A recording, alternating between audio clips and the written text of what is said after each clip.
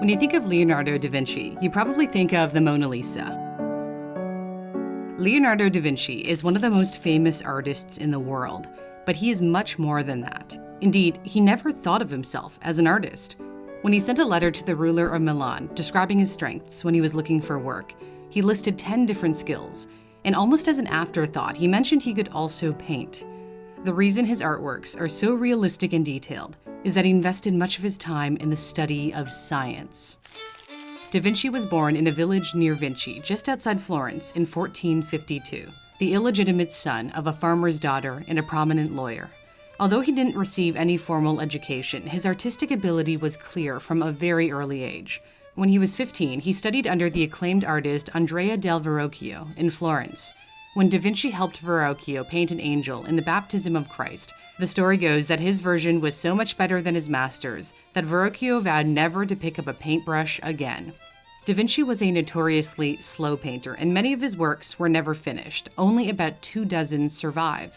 A drop in the bucket compared to other artists. Van Gogh left more than 2,000 works. Da Vinci wasn't just interested in how the human body or nature looked on a canvas. He wanted to know why they appeared as they did. He was able to give the Mona Lisa that mysterious look on her face because he studied all the muscles involved in smiling.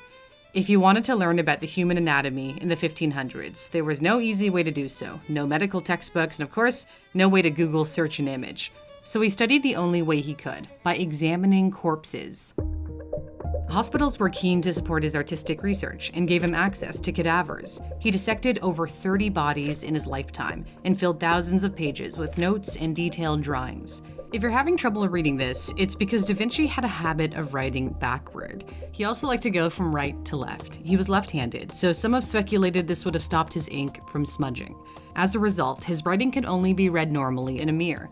He probably wouldn't have done this if he had any intention of publishing his notes.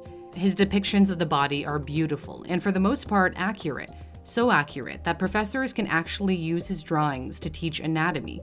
One of his most famous works that perfectly illustrates the fusion of art and science is the Vitruvian Man, which depicts the proportions of the human body according to Vitruvius, a Roman architect. The man's outstretched arms are equal to his height, which is true for most people.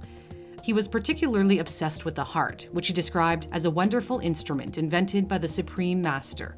Many of his medical conclusions about the heart have turned out to be stunningly accurate. He was the first to describe the heart as a muscle, that it has 4 chambers, and that the arterial valves opened and closed to let blood flow around the organ. He was also the first to recognize coronary artery disease. Around 1506, he witnessed a 100-year-old man die suddenly. He dissected his heart and discovered that his arteries had narrowed. He deduced this was what killed him. He was far ahead of his time. Coronary artery disease wouldn't be described by a physician until more than 150 years later. It's a mystery why he never published any of his work. His notes were not discovered until the late 18th century, more than 250 years after his death. Had they been known during his lifetime, they could have had a profound effect on the understanding of the human body, and perhaps helped physicians find ways to heal certain ailments. In the same way that he studied the body to improve his paintings and then became obsessed with anatomy, he studied plants to improve his art and then became obsessed with botany. He drew most of his delicate works with red chalk. His sketches of plants were so accurate they could have been considered scientific studies. In the study of the Star of Bethlehem, the swirls of leaves are similar to the movement of water, another one of his obsessions. Da Vinci dedicated a lot of time trying to understand the flow of water. Most of his 72-page scientific diary, called the Codex Leicester, is dedicated to the study of the motion of water in seas, rivers, and canals. Bill Gates bought it for nearly $31 million, making it the most expensive book ever sold. Da Vinci also invented the lock that almost any canal or waterway you visit uses to this day. The lock was mitered, as in 2 45-degree angles meet each other at a point.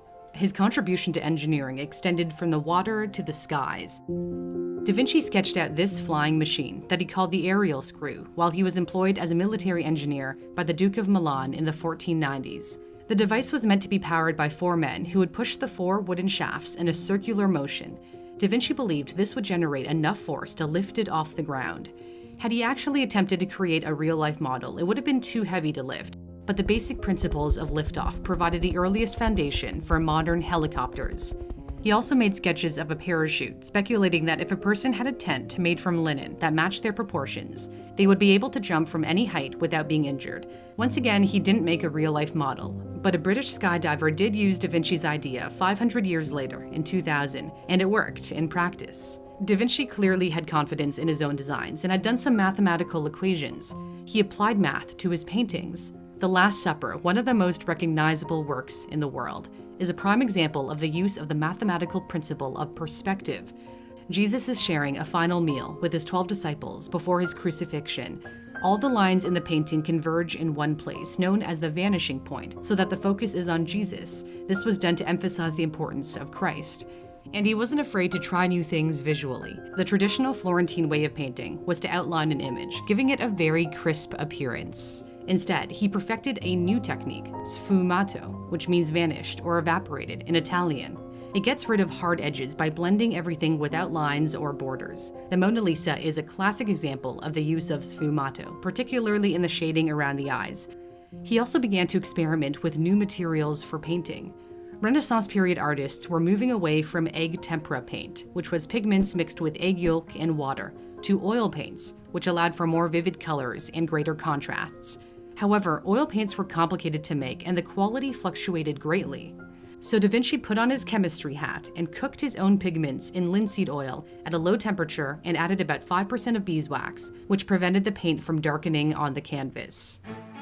Da Vinci's art was a confluence of biology, chemistry, engineering, mathematics, and physics. He employed all these skills when King Francis I appointed him as the first painter, engineer, and architect of the king when he was already in his 60s.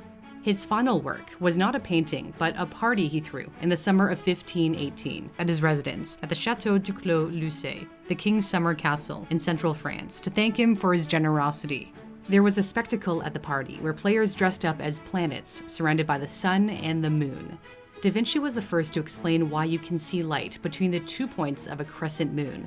He figured out it was due to sunlight hitting the Earth and reflecting onto the moon, called Earthshine. This was an outlandish theory at the time. Most people didn't even know that Earth orbited the sun. He was once again far, far ahead of his time. When Da Vinci passed away at the Chateau on the 2nd of May in 1519, he left behind thousands of pages of notes and drawings for future generations. He may be best known for his art, but clearly he was a jack of all trades and the master of them all.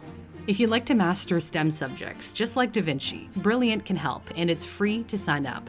My sponsor, Brilliant, is a website and app that helps you brush up on your math, science, and computer science skills. Take this lesson on the insertion sort algorithm, for example. If you've never done computer science before, this can seem like pretty heady stuff. But on Brilliant, there's no coding syntax needed. You just move around blocks of code and get immediate feedback on your results, so you can develop a deep understanding of how this algorithm works.